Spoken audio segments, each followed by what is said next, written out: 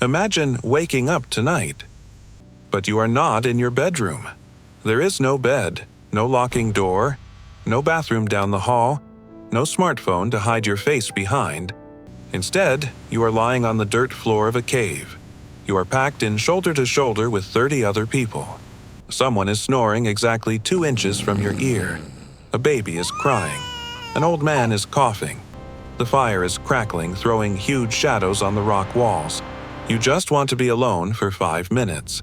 You want to secretly hold your partner's hand, or maybe whisper a secret. But 60 eyes are wide open, staring into the dark. Every breath you take is shared. Every move you make is heard. So, how on earth did ancient humans ever get a single second of privacy? Today, in America, we define privacy with drywall and passwords. If we want to be alone, we just close a door. We lock ourselves in our rooms, put on noise-canceling headphones, and block out the world. We think privacy means physical separation. But prehistoric humans didn't have walls. For 99% of human history, living alone wasn't a luxury. It was a death sentence. And yet, they still had secrets. They still felt embarrassment. They still had intense, intimate relationships. They just handled their private business in a way that would completely shock a modern human. For the next 10 minutes, we are stripping away your house, your clothes, and your personal space. We are going back 20,000 years to figure out how ancient humans hid their deepest secrets while sleeping in a giant human dog pile. But the real way they hid their private lives is going to blow your mind.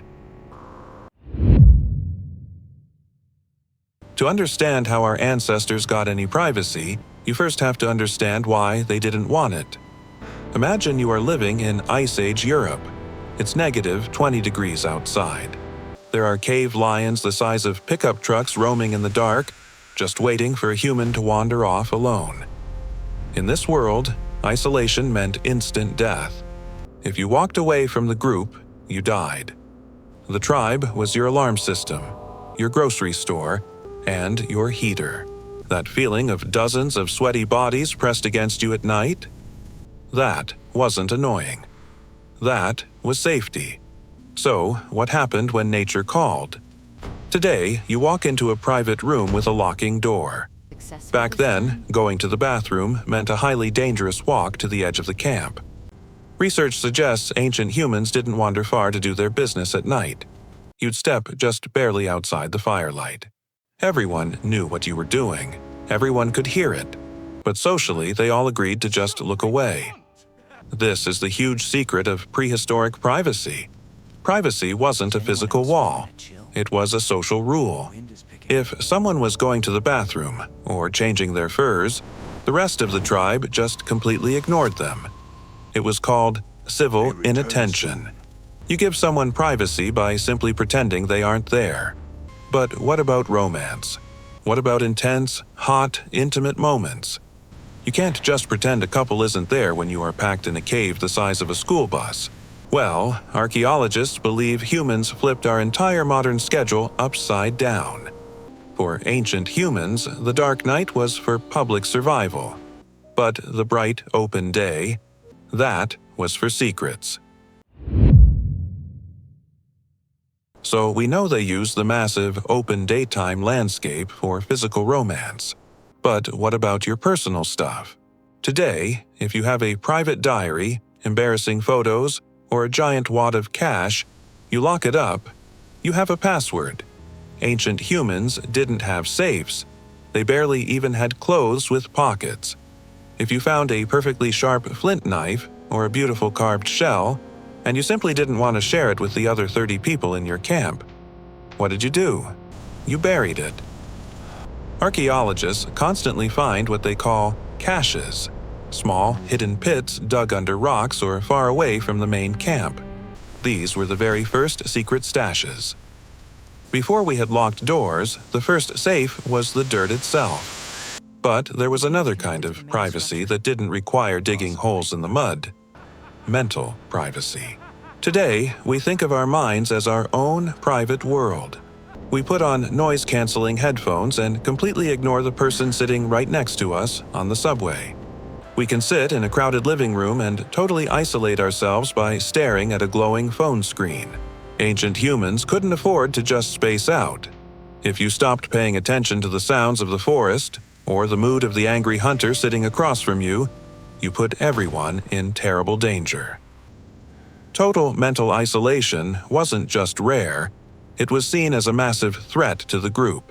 So, if they couldn't tune out, and they couldn't just walk away into the freezing dark, how did they ever get a break from staring at each other's faces? The answer was sitting right in the center of their camp, a brutal, glowing force that changed human brains forever and gave us our very first illusion of walls. Fire wasn't just a heater, it was the very first wall in human history. When you stare into a roaring campfire, your brain enters a state of deep relaxation.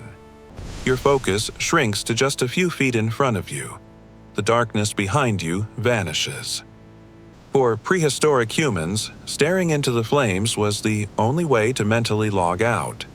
It was the Ice Age version of putting on noise-canceling headphones.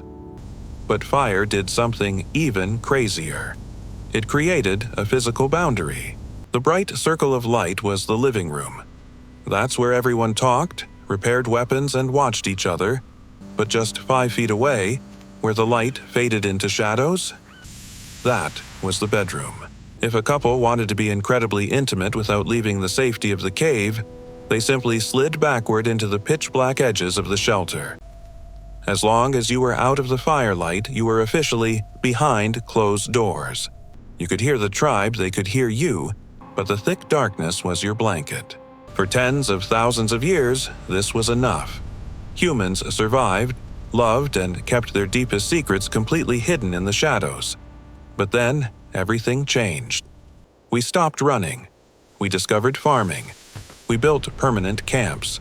And the exact moment we stopped moving, we started stacking rocks. We built walls. We invented the door.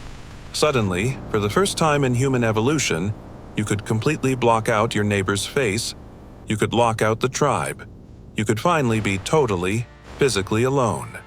But the moment we locked those primitive doors, something terrifying happened to the human mind. We didn't just lock out the danger, we locked ourselves in. Today, you have more physical privacy than any human being in history. You can lock your front door, shut your bedroom blinds, put in your earbuds, and completely disappear. I'm on my way. But ask yourself this: are you actually happier? For tens of thousands of years, our brains evolved to be surrounded by a tribe, to hear breathing in the dark, to know that 30 other people had our backs. When we built walls to shut out the noise, we accidentally shut out our entire support system. Ancient humans didn't live without privacy. They just defined it completely differently. Their privacy wasn't about building a fortress of drywall and passwords. It was built on intense social trust. It was an unspoken rule that said, "I see you, but I will look away." It was finding a quiet riverbank during the bright day, or stepping back into the shadows of a roaring fire at night to be alone with the person you loved. They had personal space, secrets, and incredible intimacy. They just didn't need to lock a deadbolt to get it. So, the next time you lock yourself inside your bedroom, surrounded by perfectly silent, empty walls, think about Kale and Alara. Think about the heavy breathing, the crackling fire, and the massive, terrifying Ice Age world just outside the cave. You might have walls, but they had something we spend our entire modern lives desperately searching for: a tribe that would never let them face the dark alone. But if they could survive the terrifying Ice Age with nothing but a campfire and trust, what actually wiped out the Neanderthals who shared that exact same dark world? Well, the truth hidden in their bones is far worse.